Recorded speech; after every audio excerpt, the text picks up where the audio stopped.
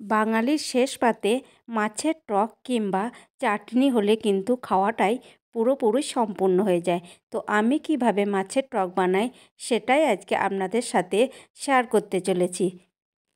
নমস্কার বন্ধুরা, পেটুক বাঙালি চ্যানেলে সবাইকে স্বাগত জানাই। কেমন আছেন সবাই? আশা করি সবাই খুব ভালো আছেন। আসুন তাহলে দেখে নিই আমার আজকের রেসিপি। আমার আজকের রেসিপি সিলভার কার্পের মাছের টক। সিলভার কার্প মাছের টক বানাবার জন্য আগে থেকে কিছু মাছ ভেজে নেওয়া হয়ে গেছে। এরপর ওই তেলের মধ্যে আবারও কিছু মাছ দিয়ে দিয়েছি। তো ভিডিওটা আজকে এখান থেকেই স্টার্ট করলাম। ভেবেছিলাম ভিডিওটা বানাবো না, তারপর দেখলাম না, ভিডিওটা বানাই আর আপনাদের সাথে শেয়ার করি। তো যাই হোক, মাছ এক পিঠ ভেজে নেওয়া হয়ে গেছে। এখন অপর পিঠটাও ভাজবার জন্যে উল্টে দিলাম। 3 থেকে 4 মিনিট ধরে হাই ফ্লেমে মাছগুলিকে ভেজে নেওয়া হয়ে গেছে। এবার এগুলিকে তুলে নেব। এবার সব শেষে মাছের মাথা ভেজে নেব। তো তার জন্যে মাছের মাথাও দিয়ে দিলাম। তারপর এইগুলিকে উল্টে পাল্টে একটু বেশ ভালো করে কড়কড়ে করে ভেজে নেব। আর মাছের মাথাগুলো আমি এখানে গোটা রাখিনি, দু আধখানা করে দিলে খুব ভালো করে ভাজা হয়। কড়কড়ে করে ভেজে নেওয়া হয়ে গেছে।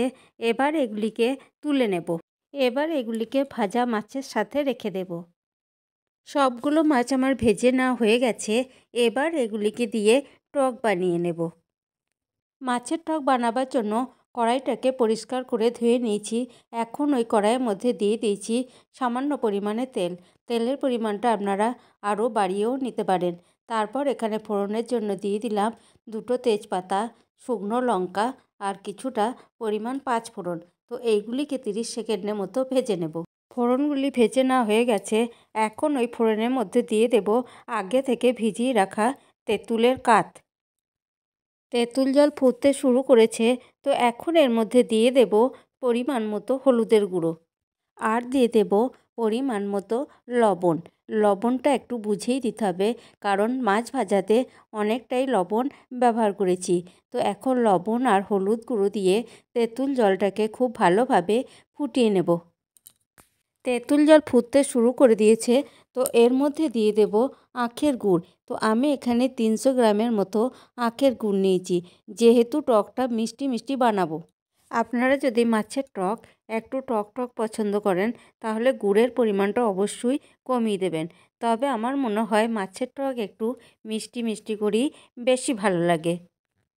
মিনিট 2 মতো গুড় আর তেঁতুল জলটাকে খুব ভালোভাবে ফুটিয়ে নেওয়া হয়ে গেছে। এতে গুড়ের কাঁচা গন্ধ আর তেঁতুলের কাঁচা গন্ধ চলে গেছে। এখন ভেজে রাখা মাছগুলোকে খুব সাবধানে দিয়ে দিতে হবে, যাতে মাছগুলো ভেঙে না যায়।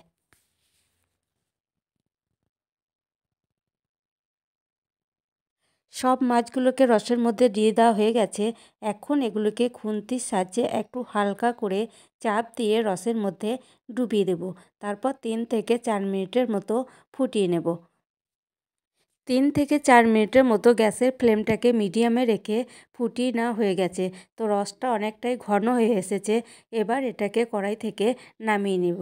তৈরি করে নিলাম সিলভার কার্প মাছের টক। তো কেমন লাগলো আমার এই রেসিপিটি? যদি রেসিপিটি ভালো লেগে থাকে তাহলে অবশ্যই লাইক, কমেন্ট, শেয়ার করবেন আর চ্যানেলটিকে সাবস্ক্রাইব করে পাশে থাকবেন। ভালো থাকবেন, সুস্থ থাকবেন।